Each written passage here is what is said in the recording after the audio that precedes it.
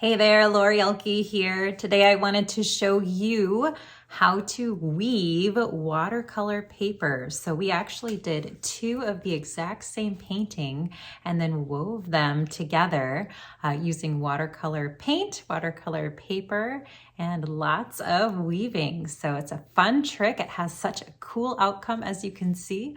Follow along for the steps and let me know how it goes. Thanks for watching.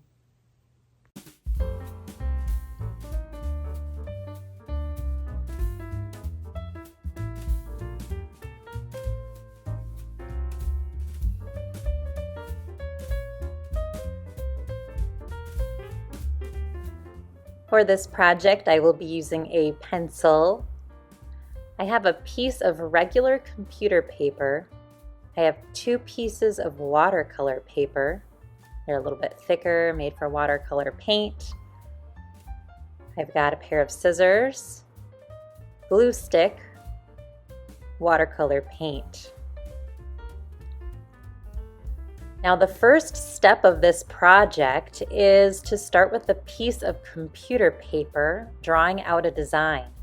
I recommend doing a design that's fairly simple with large shapes. And the design I'm going to use is some tulips. So I'm going to start off by drawing eggs for where I want my tulips to go. I want 3 tulips because it's usually good to work in odd numbers. And I'm trying to put them at various heights and distances from each other. I do want to make sure to use the space of my paper, so I am trying to paint them or draw them large enough so that they fill up the space. And now I am adding some side petals to these tulips to make them look like flowers instead of floating eggs. I'm going to make the petals on this one on the right a little bit wider, and maybe even we'll have them overlap that center petal like this, just to make it a little bit different than the other 2 flowers. You can see I'm not even erasing my lines, my guidelines. I'm just kind of drawing over them because it doesn't really matter. Next, I'm adding in some stems for my tulips. They will be growing from kind of the same area, so my stems are kind of coming down towards the middle of my paper. And then I will also add some nice long tulip leaves to help fill out the bottom area of my painting. I'm just going to kind of put them in between the stems, or maybe a little bit behind the stems, trying to make them a little bit different length and thickness as well. I think I'm going to throw one more in here, maybe back kind of hanging out behind this leaf here so that they overlap. And that is my main drawing I will be using for my project. Next step is to color behind your drawing with your pencil. We are going to use this to transfer our drawing to the watercolor paper. So I'm holding my pencil on the side and I'm coloring behind my drawing. Here you can see I've colored on the back. Now I'm going to line it up on my watercolor paper. You want to really pay attention to where you're lining it up along these edges so that you do it the same on both pages. I'm using my left hand to hold my paper so it doesn't move. And then with my right hand, I am tracing over the shapes of my drawing. And I'm pushing fairly hard over my lines here so that my lines show up nicely on my watercolor paper. So I'm just going through my drawing in the lines that I want to be on my watercolor paper, and I'm pushing hard with my pencil so they show up. So you can see when I move it, we've got a nice light drawing to work with. I'm going to go ahead and repeat this step on my second paper, again, making sure you're lining it up the same way you did for your first picture. That's very important to have them at the same spot on your paper so that the two papers match. And again, I'm going through and drawing over the lines again. This time I have the second paper also filled in with the same drawing as my first.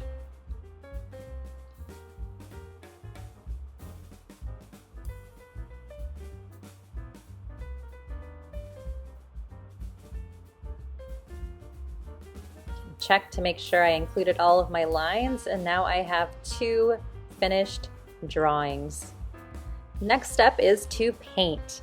Now I did speed this up, so again, if ever I'm going too fast, you can always pause and catch up. The first thing I want to do is paint around my flowers or whatever you choose to paint. And I am starting off with a sky blue color, and I'm trying to make it real loose, like a watercolor wash. So I'm using a good amount of water in this step of the painting. And I'm just going around, filling in around my flowers and around my leaves with the blue. You can see I'm not even going all the way to the edge of my paper. That's just a personal preference. If you would like to paint all the way to the edge, you can do that as well. Sometimes when I paint with watercolor, I also like to tape down the edges with masking tape so that my paper doesn't curl at all. But today I am just letting my paper sit out, so it may curl a little bit, but that should be okay for this project. I am painting around my leaves, around my stems. I'm using watercolor paint that I have in this tray next to me here. It is a professional grade watercolor paint, mostly Holbein watercolor, and I'm using a Maya Himi brush. I like using round brushes because they go to a nice point and I can get in smaller details without having to change my paintbrush. Filling in all around my sky with my blue, trying to keep it nice and light. Now I'm going to start on my other picture doing the exact same thing. However, this time I am going to try to make a different value of my color. So notice on the left, my sky is a light blue. On my right, the sky is darker blue. All right, I filled in both skies, and now I'm going to start working on the flowers. Now, the nice thing about doing two paintings is while one is drying, you can work on the next one. So my first sky is dry, which is very important before painting the flowers so that you don't get colors bleeding and mixing on your paper. And I am using a nice Opera Rose pink to paint in my tulips. Now I will be doing a couple coats of watercolor on this, a couple of layers so that I can build up the darks. So I'm just getting this first wash down, and then I'm also going to do the leaves. I'm saving the stems so that the green and the pink don't mix. I will do those after my leaves are dry and my flowers are dry. I am using a somewhat light green here, but I think I may go in and make it a little darker because it is a little bit too light. So I'm adding a little bit of phthalo green to my leaves, which is more of a blue-green, and wanted to fill in with a little bit more of a dark green color.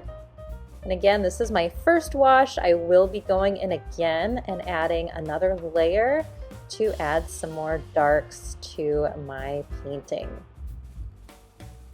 Right now, I'm just trying to get some color on there.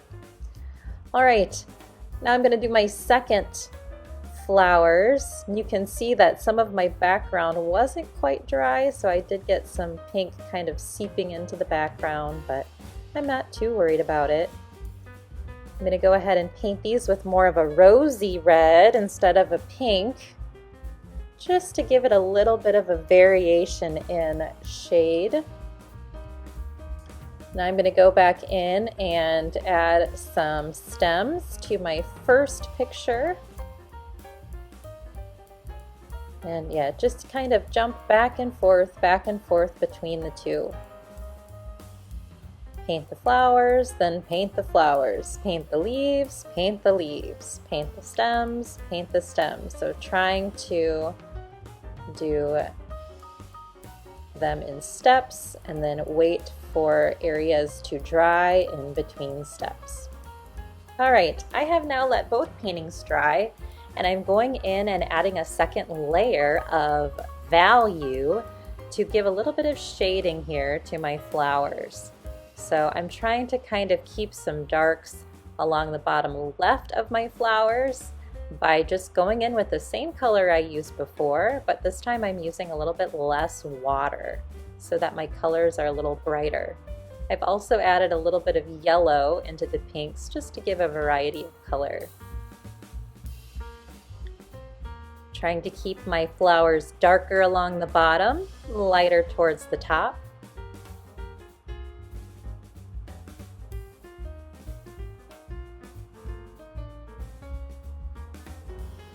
And we'll do the same thing on my other flowers here. Boy, that area right under my first flower just won't dry, so you can see my color is just seeping right into the background. If you have this problem, you can always take a Kleenex and dab at it until you get it all completely soaked up, and then you can wait for it to dry and add that color back in.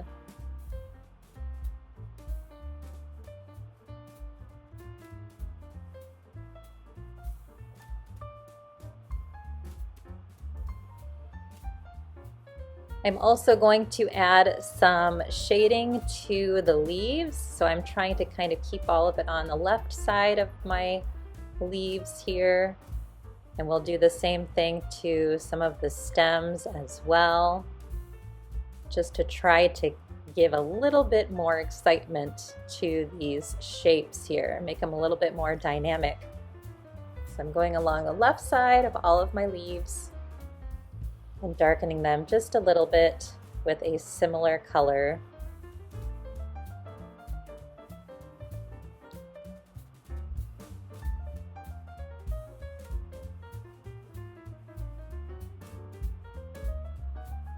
I'm also going to do that to the stems here, just kind of darken the bottom and the left part of each of the stems to give them more depth as well.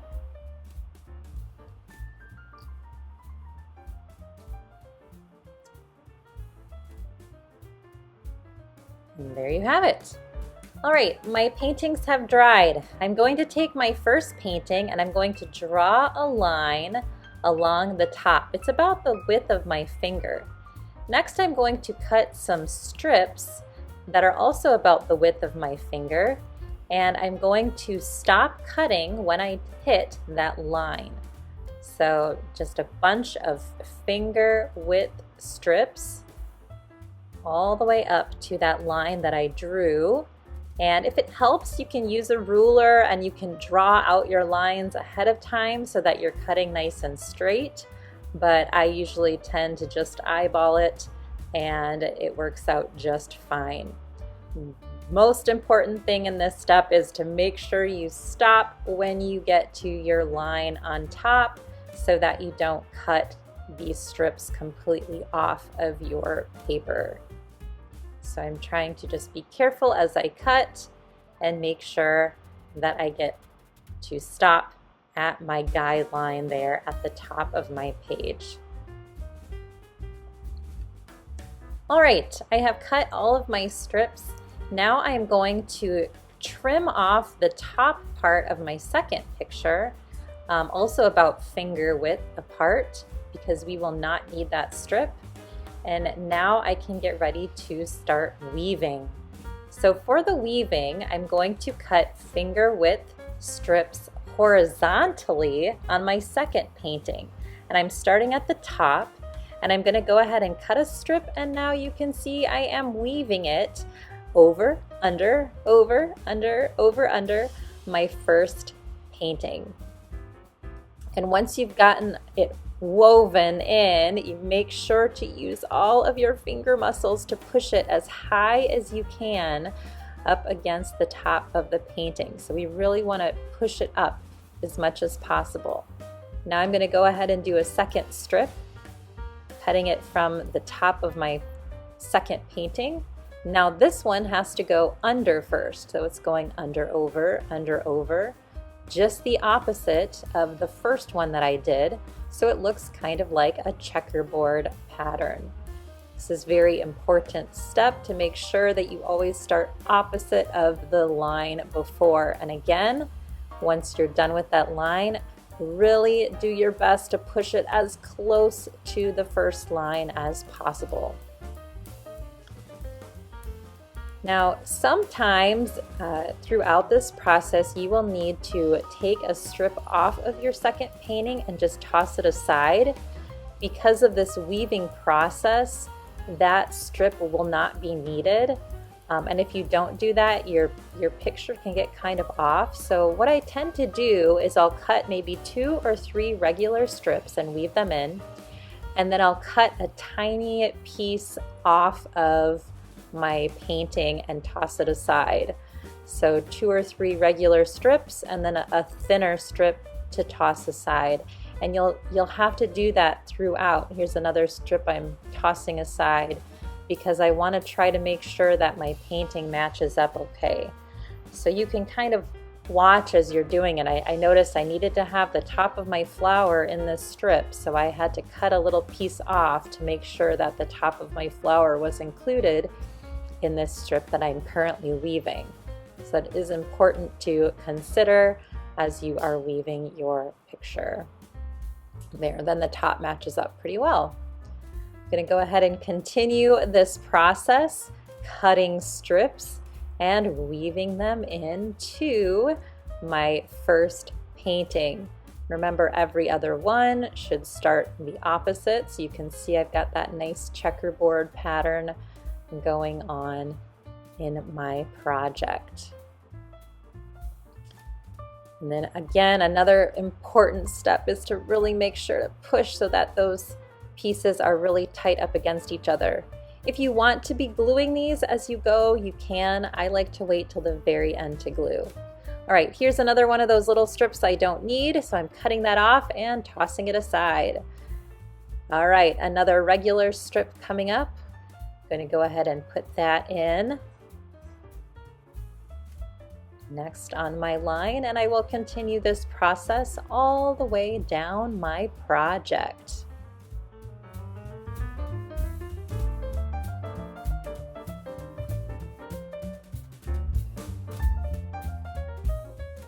All right, now you can see I have gone all the way down to the bottom of my painting. There's just a little bit of space left, not enough for an extra strip. So I've got all of the weaving. If you need to trim the edges, you can do that. If you need to glue your piece, you can either go and glue each tab like this and glue those down to make sure they don't move. Or if you want to, you can just put glue on the entire back of your painting, stick glue, liquid glue, and glue it down to another piece of paper or backing or something like that so that it stays in place. Thank you so much for joining me today. If you liked this video, please hit that like button and subscribe down below. And I hope to see you again on my channel, Elke Art, for more fun painting adventures. Thanks, guys.